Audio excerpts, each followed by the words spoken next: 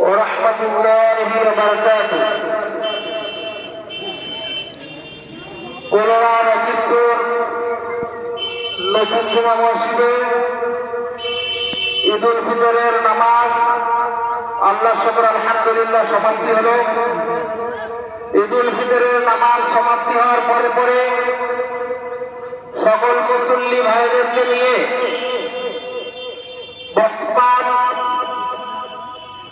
আমাদের ভারতবর্ষের সরকার অর্থাৎ মোদী সরকার যে ওয়াকফ অ্যামেন্ডমেন্ট বিল পার্লামেন্টে আনতে চলেছে, সেই ওয়াকফ বিলের বিরোধিতার জন্য, ধিক্কার জানানোর জন্য আজকের মুসল্লিদেরকে নিয়ে হাতে কালো ব্যাজ,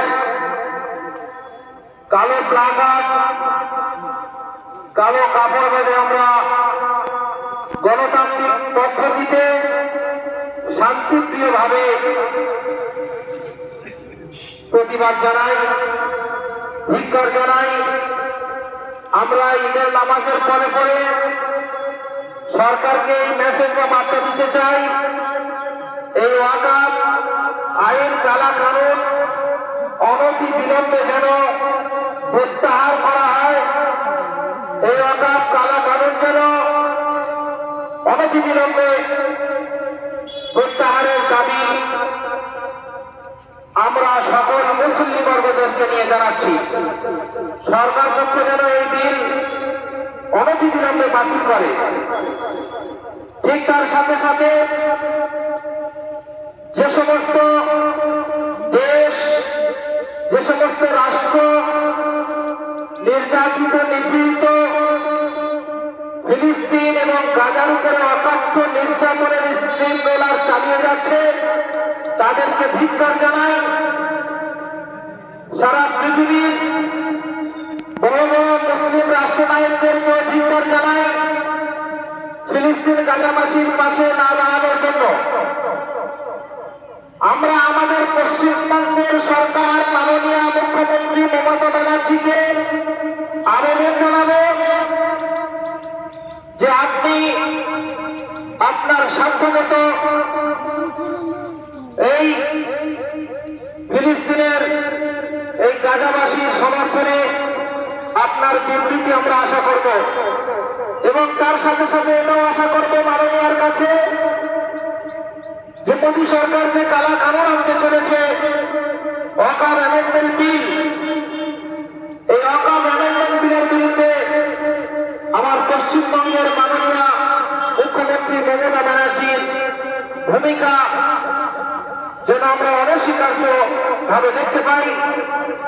তিনি যেন এই বিলের প্রকাশ্যভাবে বিরোধিতা করেন এবং এই পশ্চিমবঙ্গকে হিন্দু, মুসলিম, জৈন, খ্রিস্টান যেমন প্রাচীন কাল থেকে এই পশ্চিমবাংলার শান্তি সম্প্রীতি বহাল ছিল, এখনো যেন থাকে, আগামীতে যেন থাকে, এই পশ্চিমবঙ্গের শান্তি সম্প্রীতি যেন অক্ষুণ্ণ থাকে, বজায় থাকে, বহাল থাকে, সেজন্য করে সেই বার্তা আমরা দিতে চাই।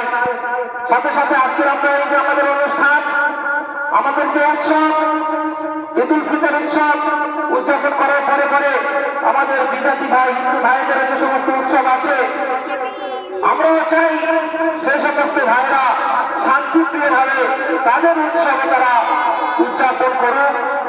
আমরা পশ্চিমবঙ্গের মুসলমান, হিন্দু, জৈন, খ্রিস্টান আমরা একে অপরের ভাই ভাই। যে ভ্রাতৃত্ব প্রাচীন কাল থেকে আমাদের ভ্রাতৃত্বে ভালোবাসা, সৌভাগ্য শিখে আসছে, আগামী দিনে আমরা আশা করব এবং পুরো বাংলার মানুষকে বার্তা দিতে চাই যে সেই প্রাচীন যুগের শান্তি সম্প্রীতি যেন এখন এবং আগামীতে আমরা বহাল বা বজায় রাখতে পারি। এটাই আমাদের আশা, এটাই আমাদের আকাঙ্ক্ষা। সেজন্য করে আগামী কয়েকদিন পরে রামনবমী আছে, আমাদের বিজাতি ভাইদের অনুষ্ঠান আছে, সেজন্য আমরা একটু সতর্ক সচেতন থাকার আমার মুসলিম ধর্মপ্রাণ ভাইদের আমি অনুরোধ জানাবো। যে কোনো ধরনের অশান্তি, অরাজকতা, দাঙ্গা হাঙ্গামা দেখলে আইন নিজে হাতে না তুলে নিয়ে প্রশাসনের দ্বারস্থ হব। আমরা সবাই ইনশাআল্লাহ শান্তি কামনা করি। পশ্চিমবঙ্গ তথা সারা পৃথিবীর মানুষ, সারা ভারতবর্ষের মানুষ সুখে থাক, শান্তিতে থাক, সবাই সুখে শান্তিতে বসবাস করুক। এই বলে আমি আমার ক্ষুদ্র বক্তব্য এখানেই ইতি করব। আবার বলব, ওয়াকফ অ্যামেন্ডমেন্ট বিল কালাকানুনের বিরুদ্ধে আমরা ধিক্কার জানাই এবং ফিলিস্তিন গাজাবাসীর উপরে যে ওয়াকফকে নির্যাতন করছে তার বিরুদ্ধে আমরা ধিক্কার জানাই। ভারতবর্ষ জিন্দাবাদ, মুসলিম পার্সোনাল ল জিন্দাবাদ, জমিয়ত উলামা হিন্দ জিন্দাবাদ, ঈদুল ফিতর জিন্দাবাদ, করোনা জিন্দাবাদ, পশ্চিমবঙ্গ জিন্দাবাদ। আসসালামু আলাইকুম ওয়া রাহমাতুল্লাহি ওয়া বারাকাতুহু।